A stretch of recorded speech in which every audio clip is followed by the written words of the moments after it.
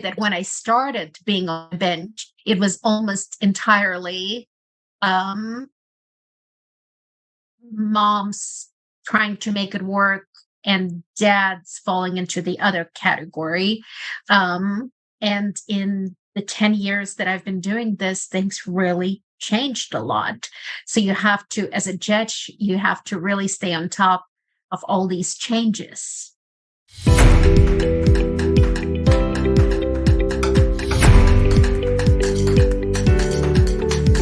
Welcome to Through the Eyes of Survivors. This is a unique podcast brought to you by Break the Silence Against Domestic Violence, where we tackle the tough topics of domestic violence today and what it's like to be a survivor and how you can overcome domestic violence. So today's topic is co-parenting with a narcissist. So I'd like to introduce my guest on today's podcast. We'd start with Judge Klein. She is a judge from the 214th District Court in Corpus Christi, Texas. Amanda Johnson. She's our community organizer here at Break the Silence. And Christine Pate, who is one of our volunteers here at Break the Silence.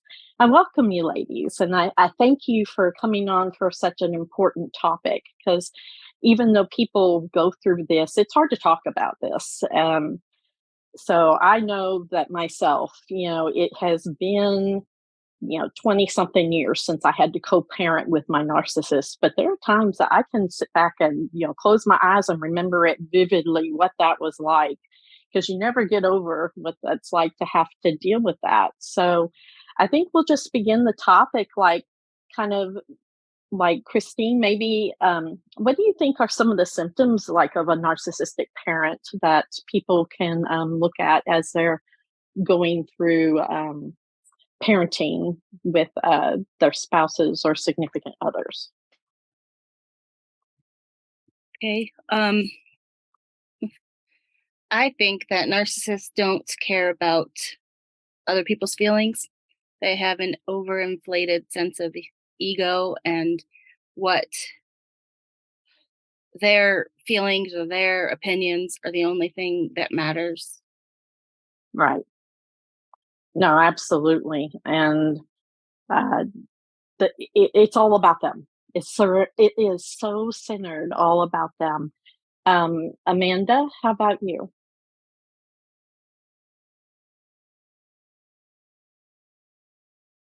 I apologize. I feel like it could be two different efforts.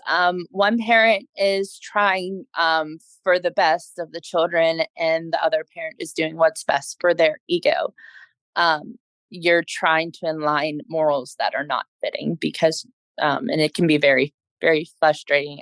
So with narcissistic parenting, the other parent is sometimes making it more about how it looks better on themselves than it is actually for the better being of the child itself.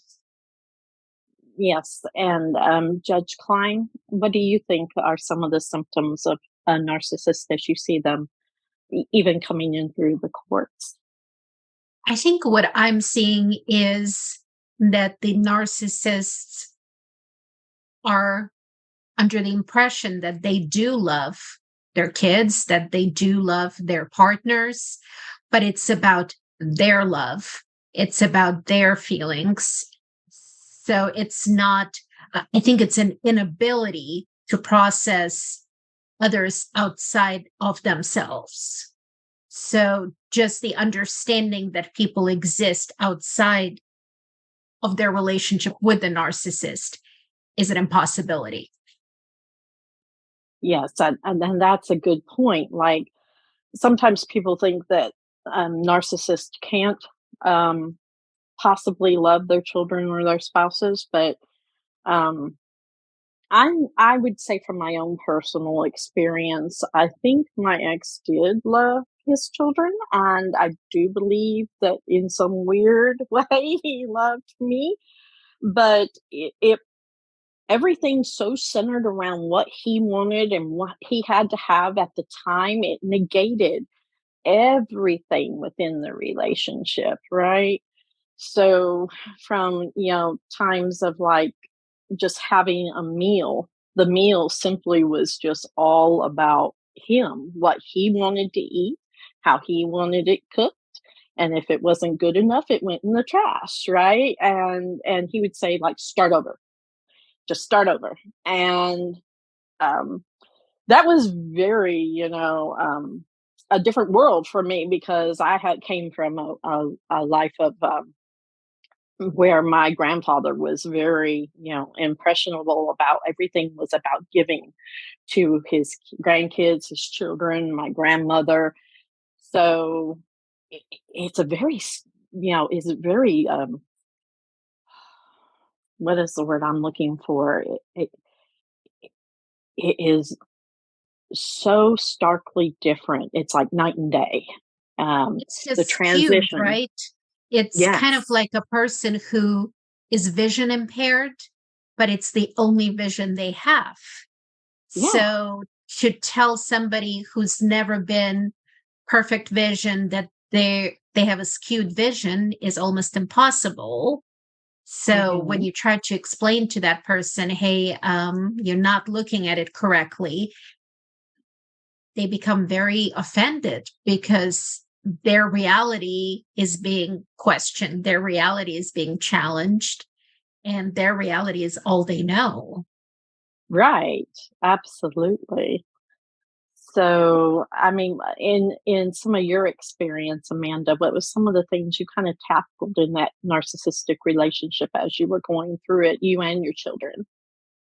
It was basically, and I even agree with that. Like, I feel that he loved his kids, and I feel that he loved me in the only way that he knew how to love. Was it a healthy love or a love we deserved? It wasn't. But it was also the traits of, um everything had to be presentable for him when we went out.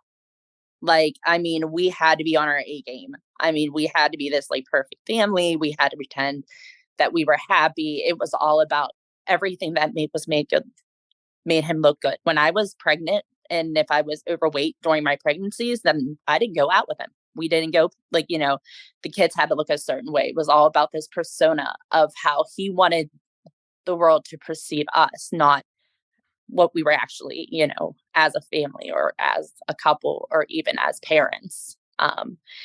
And it was very much, even as co-parenting now, he will get upset about more of his agendas and what he wants than what I actually feel is best or working things out. It's more about what he needs at times than actually what is best. And that's what I feel is consistently with a narcissist. It's not always what's best, it's what they feel is best.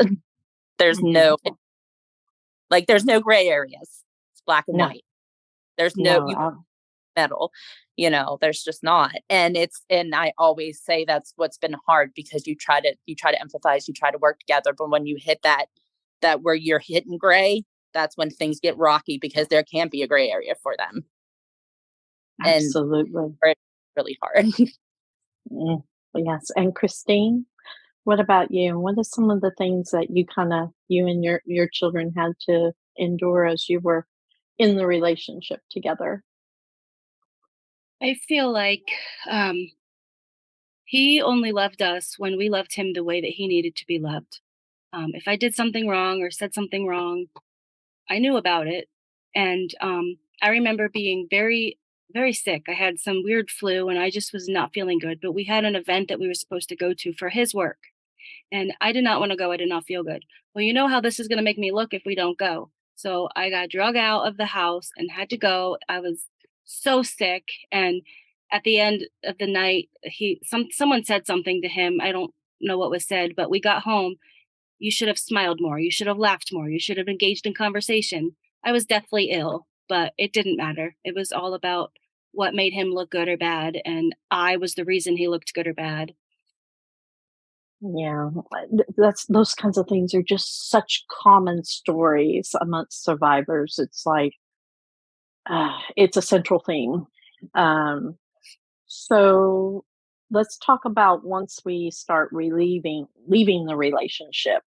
How does that narcissistic attitude kind of transition as we're starting to go through separation and divorce? And what does that look like as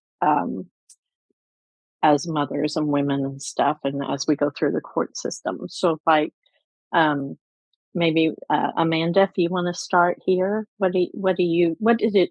I mean, what was the transition for you once you got out?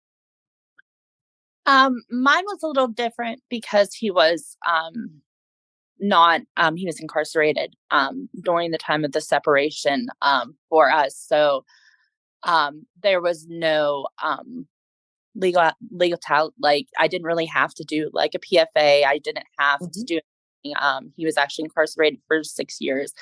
And we were not married, not once during the years we were together. So I was able to move on and move forth once that he was released, because I had custody of the children all these years. And due to his probation, he is not allowed in the area that I'm in right now. So that has made things easier for me in, protection and moving forth with the children.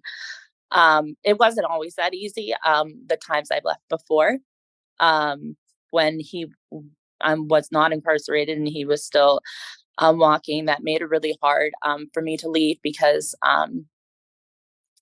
when you are living together and you have a child together, there is no custody. There's a his and her, battle. And I had those years when he was incarcerated to make a life for me and my children. But when you don't have that gracious time frame that I had, it's a lot harder. A lot harder. Yes, I imagine. And Christine, how about the process for you? Mine was hard.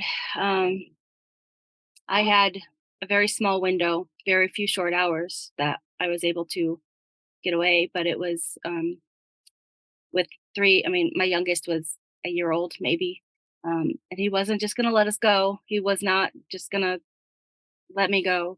There was stalking. There was showing up where I was unannounced. There was like asking me, the second I walked into the grocery store, how's the grocery store? And like all things like that all the time. Like the only way I really got away from him was to move across the country. That's how they ended up in Colorado. But he didn't it was a long process. The divorce process took about 3 years. And during that time, in his mind, he still owned me because we were still married. So it was very difficult. And the kids were young. So it was hard I became suddenly a single parent of 3 young kids. They were 6, 4, and 2. So it was difficult. A divorce is never easy, but when you throw all those factors into it, with the stalking and the never-ending battle, it's like it's so much harder to try to get through and move on with your life. Yeah. I know, for me personally, I ended up, my narcissist, he made the mistake of actually catching a hold of one of my children. And so when he did, I was able to use that because she went to school, and the schools reported her bruises, and we were separated. He wasn't living with us. And it happened over a weekend, and she went to school with the bruises on her arms. And that first thing Monday, I went and took the documents and filed for my divorce. Even though we are separated, I filed immediately. And CPS was called out, and they came and looked at her, and she told them what had happened, and they had me come out and they talked to me. And, like I said, this is some 20 something years ago. And they let me know that they were very glad that I had filed for my divorce. And because of that, they were going to leave the children in my custody. But I was able to use that and the system and the CPS caseworker helped with my divorce in a way where I was able to take power back and get control of the situation and the custody arrangements and stuff. So I was very fortunate on that level. So, Judge Klein, I imagine you see all of this all across the whole gamut whenever within the court systems and stuff. So, kind of, what's the more common scenario of what you see, like as far as when a narcissistic parent's involved? Is it more drawn out process? My gosh, there's absolutely no common. But what I do is I go a lot to the schools to talk to the kids about domestic violence and what it looks like. And I have found that some women whose kids are in the school, they're forbidden from going to just about anywhere except for the schools. And so they will go to the schools and attend those same sessions that their kids. And during those sessions, they will use it as an outcry. And once that happens, I can contact the PD and the domestic violence shelter, and they arrive into the school, and the process actually begins there. So I think at this point, people know that Judge Klein goes into the schools, and the parents are using that as the escape. So that's one of the things that has been happening. I definitely see. So in Corpus, we have a general jurisdiction court. So we have criminal cases, family law cases, and civil cases. So I will do a criminal case, and then I will also do family law cases. So in my criminal cases, I see all the recanting victims of the domestic violence. So, they will, during the assault, they will call the PD, or the neighbors will call the PD. And at the time they will cooperate, but then later, for many reasons, they will recant. And so we see the average of, 5, 6, 10 times that it will take the victim to actually leave. And we know that the reasons don't really matter, but the reasons are so numerous as to why it takes the victim so many times. And sometimes they're not as lucky as some others, and they don't get to leave. And so those cases turn into homicides. And unfortunately, we have plenty of those in Corpus. So to say what do I see? I see from the first assault, the victim saying enough is enough, to homicides, and the entire spectrum.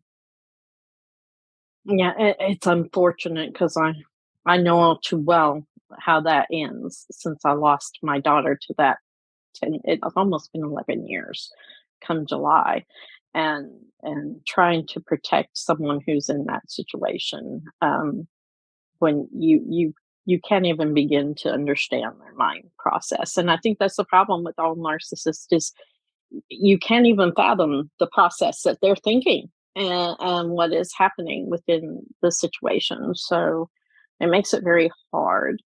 Now, as far as like with your children, or Judge Klein, maybe even you can speak to this, as to what you would recommend. Like, narcissists tend to, in the parental co-parenting situation, get the children to kind of think and believe whatever they're saying on that level. And is there any kind of recommendations that you ladies would have as far as how do you counteract that, or what kind of techniques do you find has been helpful for you to counteract some of the things that are said to your children by the co-parent? Judge Klein, you want to start with that one? Well, I mean, sometimes what the kids say at the time of the assault, just like what the other parent will say at the time of the assault, can later be used in court as an exception to hearsay or, different rules, exception to those rules.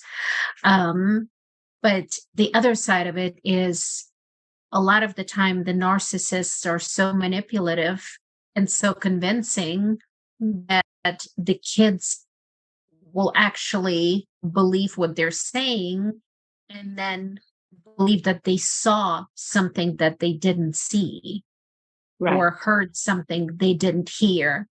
And so it's difficult to hear this afterwards when the narcissist brings the child into the court hearing to use that against the other parent.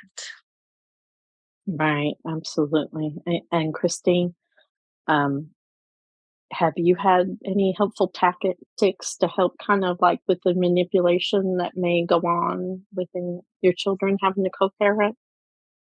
Yeah, this is still my biggest issue today.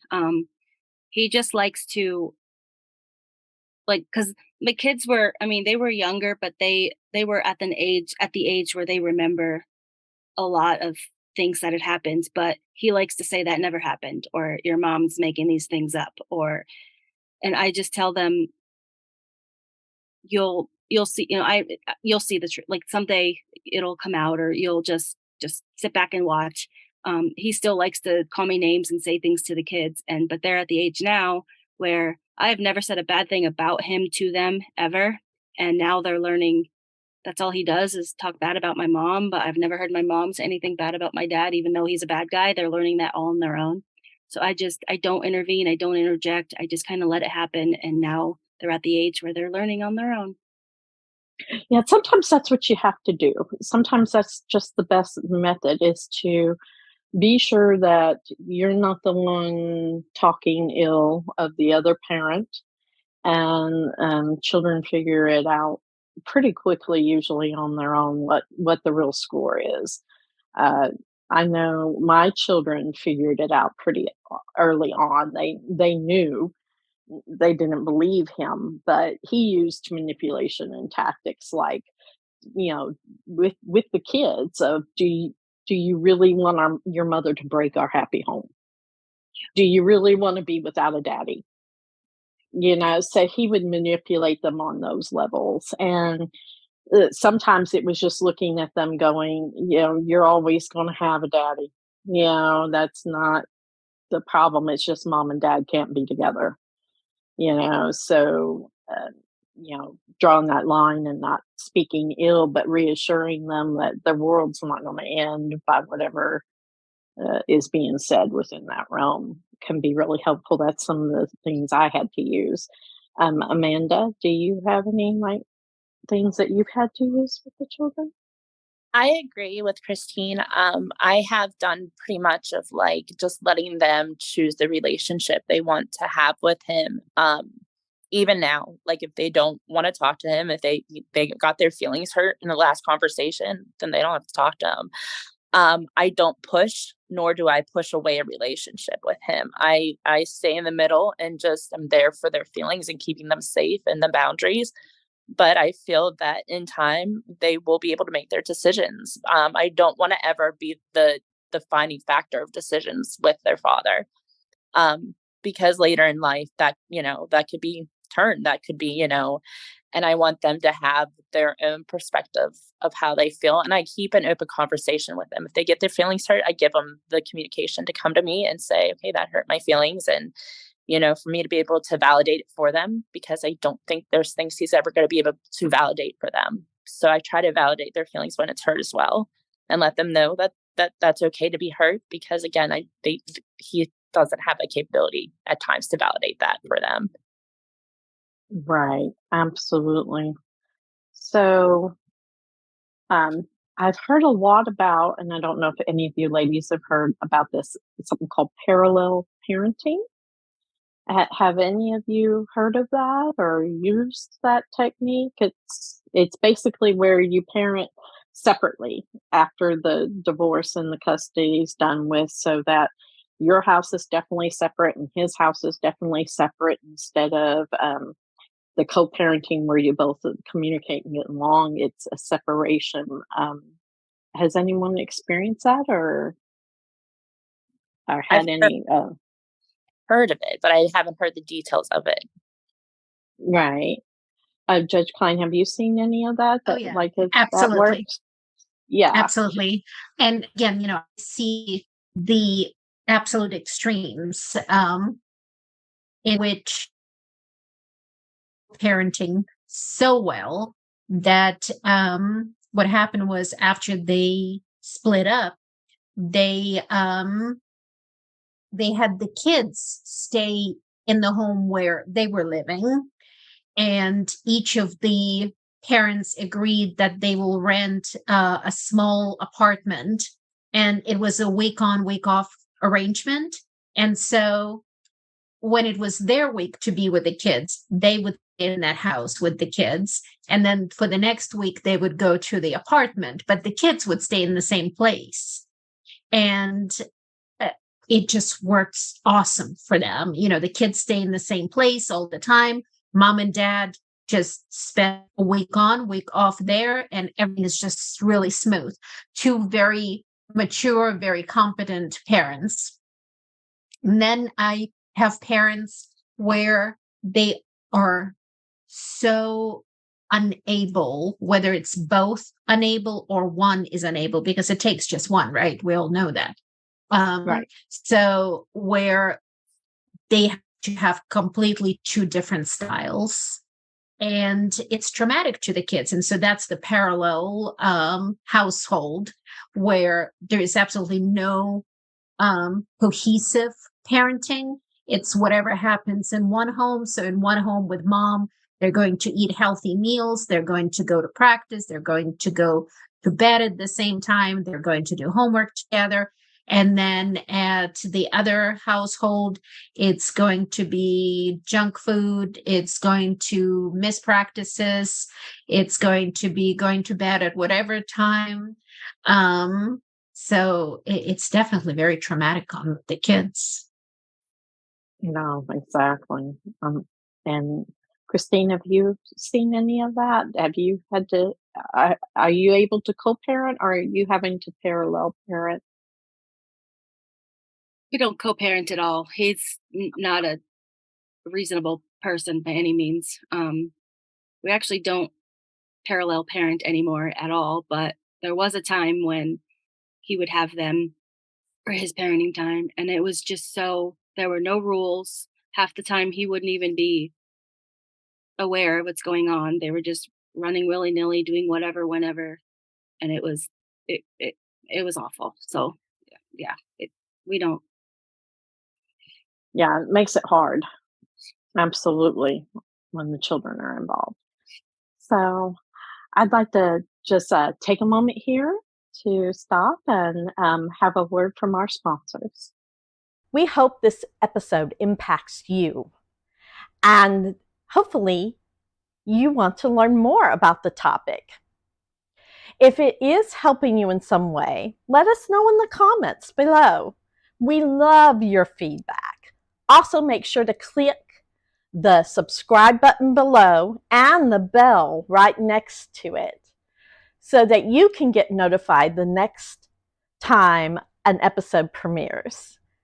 We hope you will see us in the next episode, and thank you. Well, hi, we're back at Through the Eyes of Survivors, and we're talking about co-parenting with a narcissist. So let's discuss some about, I think when you're having to make plans to co-parent with a narcissist, at least I had to in my experience, like always plan for the worst, to happen. Not that you want the interactions with the person you're co-parenting with to go badly or go south when you're dropping the kids off or picking them up or having to call and ask for, money for their soccer game, uniform or whatever. What are some techniques maybe to help prepare yourself for those situations where things could go bad? Christine, do you want to start? Whenever the kids would come back, it would take me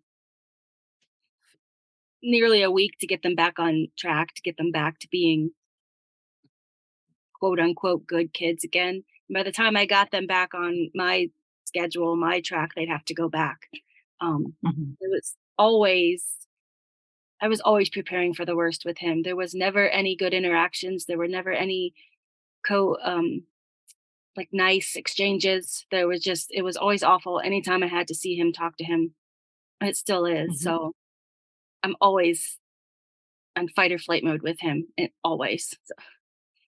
Yeah, it's hard when you always have to remain guarded and prepare for that worst case scenario, because you're never totally out of jeopardy, and then the kids are in the middle of it too. And the last thing you want is the children to see the drama and everything that's going on in between, right? So I know from my previous perspective of what happened, part of what happened in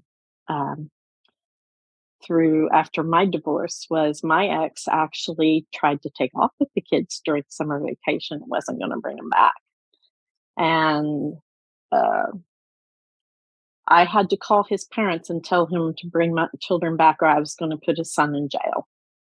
And he had told the kids that they were just, mom had given extra time over the summer. They were just staying in extended summer. And it was very hard to have that worst case scenario happen like that.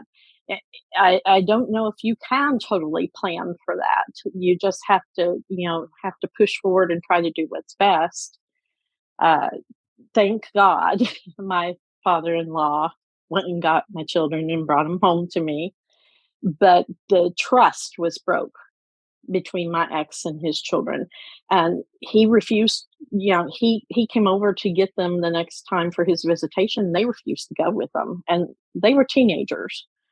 And so they would not go with him anymore. And his poor brain couldn't fathom that that they couldn't love him enough to do this enough. And it kind of broke his spirit for some reason. Well, it was all you manipulated them into all this thinking. It's all your fault. You made them hate me like this.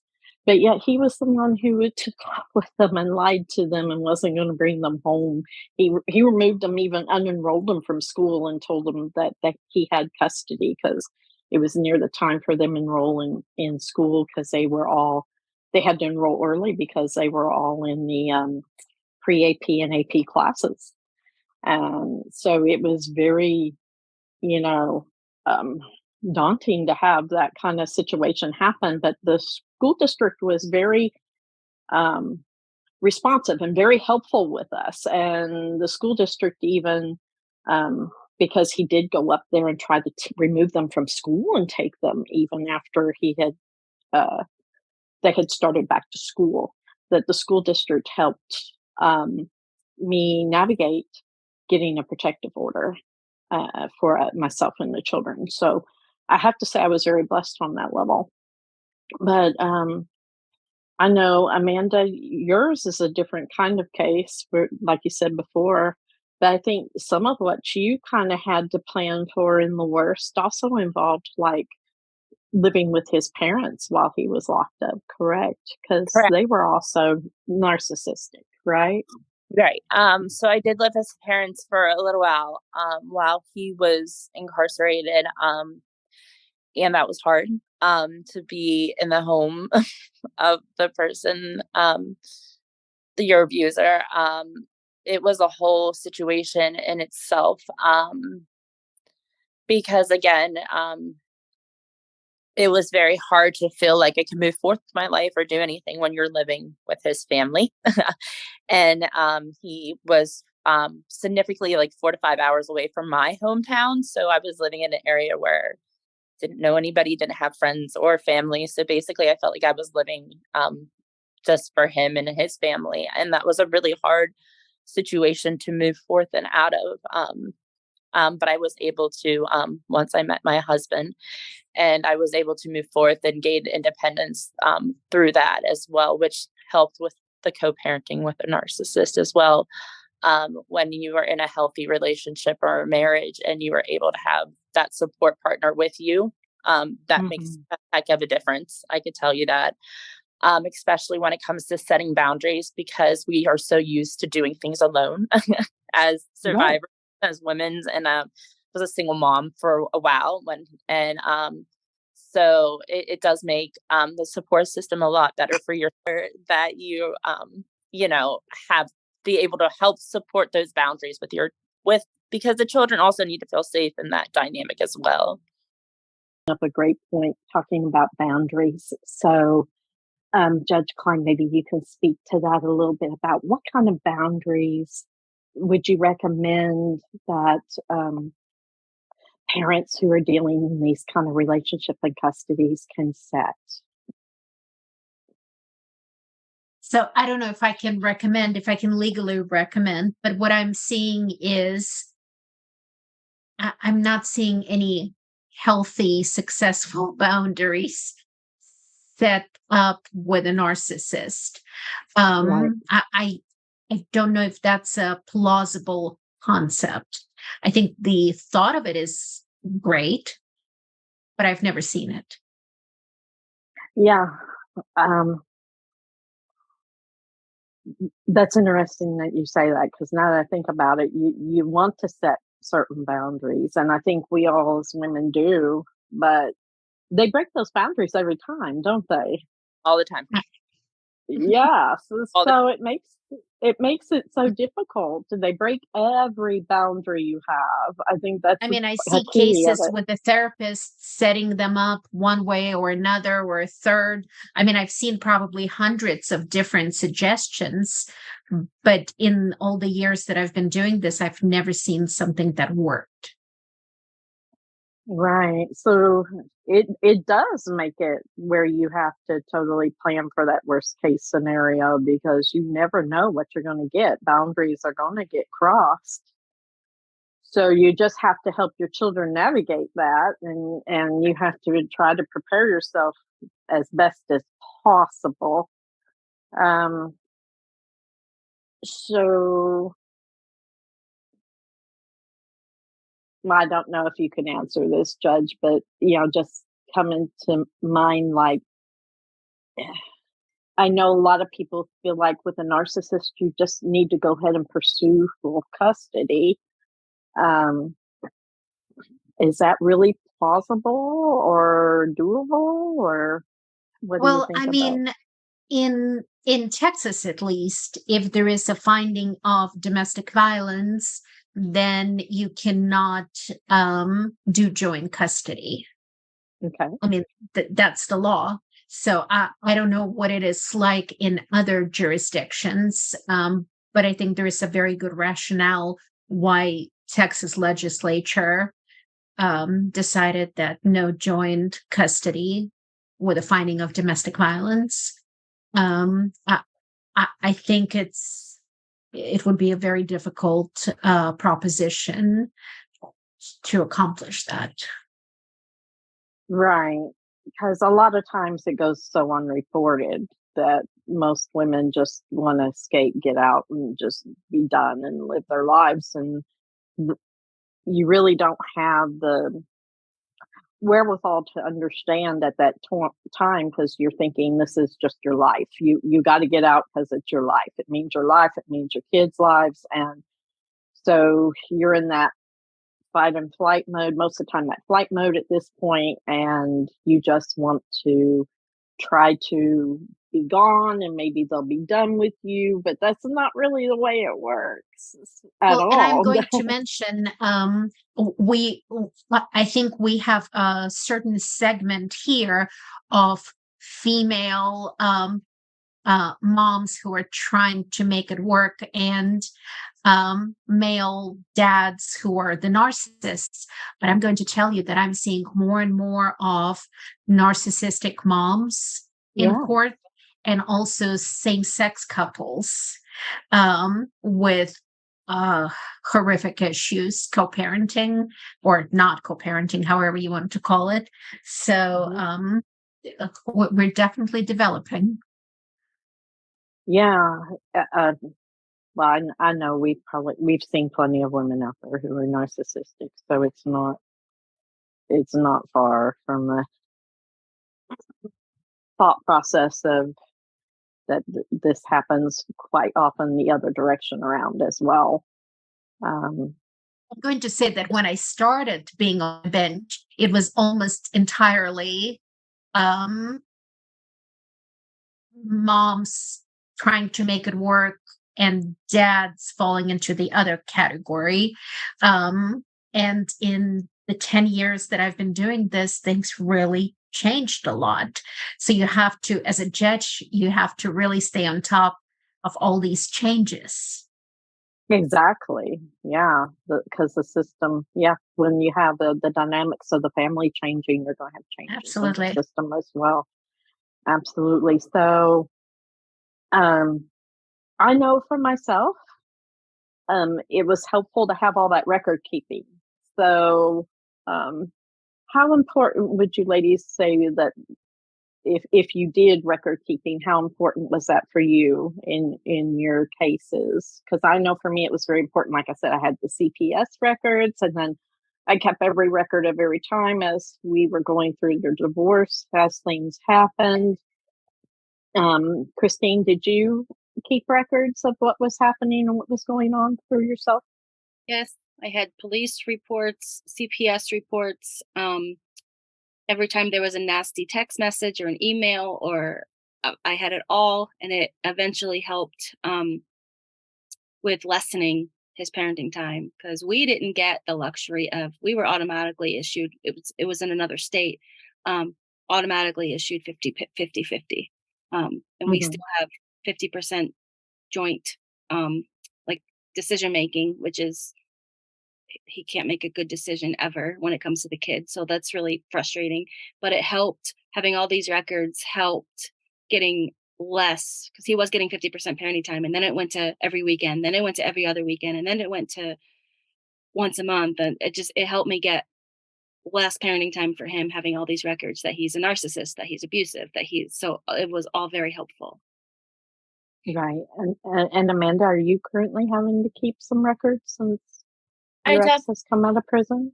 I definitely keep records of like conversations and like, knowing that we are giving him the time to talk to the kids. That's like really important to make sure that we're still, making sure that we are showing our efforts, and the communication lines are open, and everything that, that could potentially be harmful against us, that we are making sure that we keep up on, just so that we have records in case of a rainy day, that we have to, hopefully don't use it, but if we had to, it's there.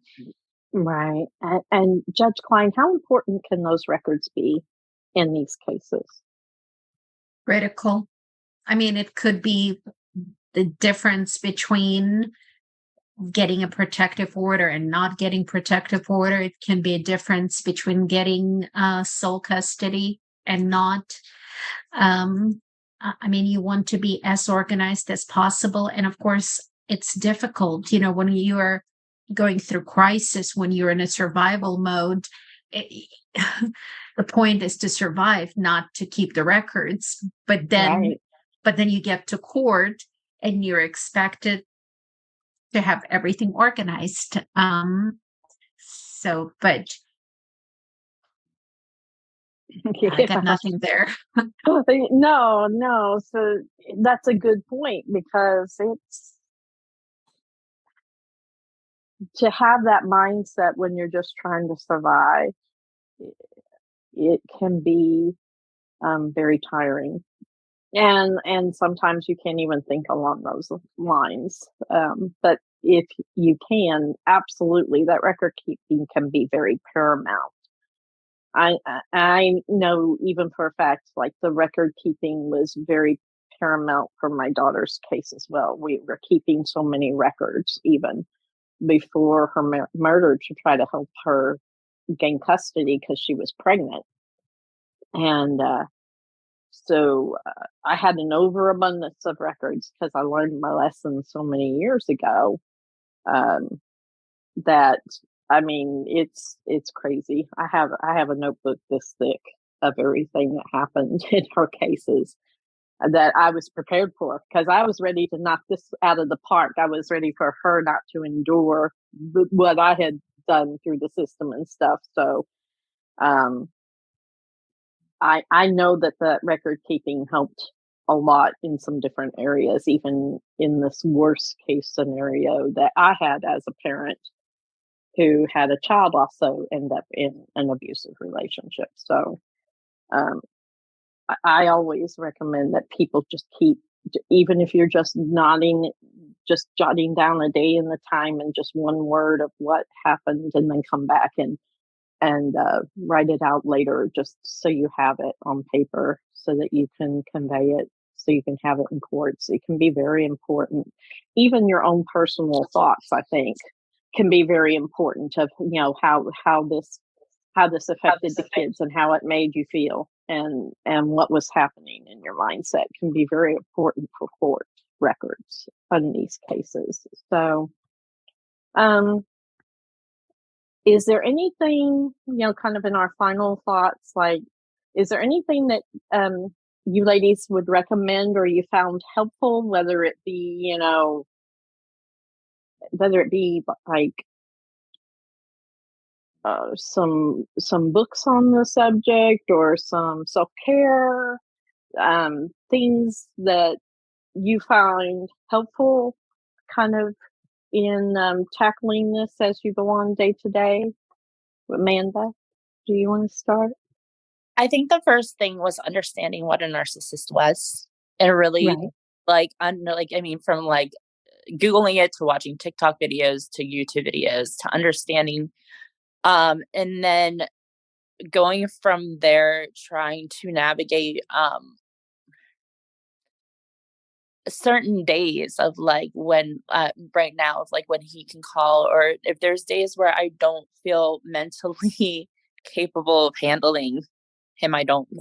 I just don't. And I think that helps, especially learning when you cannot deal with them on that day, as hard as it is when you have children.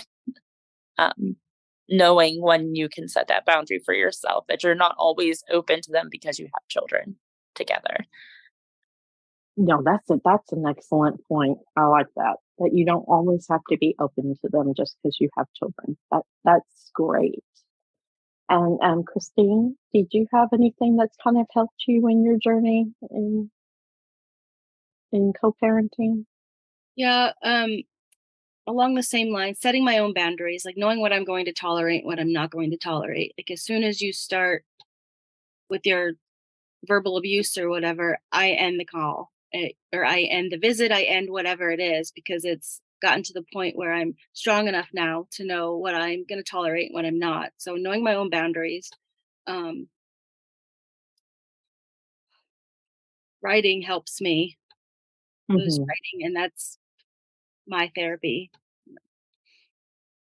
Yeah, I know for me and my children, we used to take the time to remove ourselves into some other atmosphere, whether it was at the park or something along that lines. And we would take the time to sit down and we would try to bond in other ways that were more healthy. So I always tried to make a point.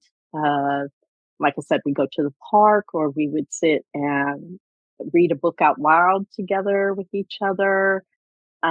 Something that brought us grounded back into a normal reality, instead of this hyper sensitive flow that goes on with the narcissist, and you feel like you're drowning in it. I never wanted my children to feel like they were drowning.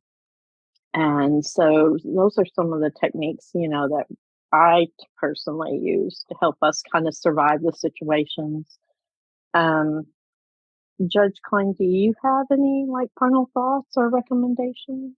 So what I've heard from several, both from the therapists and from the survivors, one of them said she had a place where it was the place where she never answered his phone calls or texts, and she and her kids never discussed him. It was their mental health place. And it was, we live on the water in Corpus. There's a lot of water. And so we have this one park, and they would go to that park, and she would never have the phone on there, and the kids would not have phone on. It was their safe place. There was one lady that talked about she would be afraid to write, but she wanted to write, but she was always afraid that he would find her journals or would break the code on the computer. So she had a friend that she would send the texts to, and then she would delete those texts, but she wrote those texts, and the friend saved them and organized it for her. And so when it was time to go to court, it was a really well organized binder of texts. Awesome. Another lady said that for her, it was never reading the books, but talking to another survivor, that nobody understood her like another survivor, that the therapy didn't help, the pastor didn't help, nothing helped, but talking to another woman that had gone through that just really resonated and confirmed that she was not crazy, that she was really experiencing what she was experiencing, and that it was okay to feel that way, and confirmed that she had to get out. So I think the bottom line is it's going to be different for everybody, and there's no wrong or right. The only right thing is survive. However you do survive, whatever it takes, survive and get your kids safe, and everything else will have to wait. So that's great. I love that. That's a good point to end our episode with. So I'd like to thank everyone for participating. Judge Klein, Amanda, Christine, thank you so much for being here. Please stay tuned to our next episode of Through the Eyes of Survivors. Again, these are just topics through the eyes of the people who've lived through it. And if you would like to be a part of our podcast, please contact us at breakthesilencedv.org. Thank you so much.